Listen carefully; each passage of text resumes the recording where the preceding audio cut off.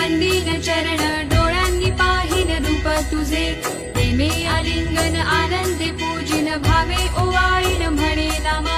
त्वमेव माता पिता त्वमेव त्वमेव बन्धुश्च सखा त्वमेव त्वमेव विद्या द्रविणं त्वमेव त्वमेव सर्वं मम देवदेव कायेन वाचा मनसेन्द्रिये वा बुद्ध्यात्मना वा प्रकृतिस्वभावा करोमि यद्यत् सकलं परस्मै नारायणायति समर्पयामि अच्युतं केशवं रामनारायणं कृष्णदामोदरं वासुदेवं हरि श्रीधरं माधवं गोपिकावल्लभं जानकीनायकं रामचन्द्रं भजे हरे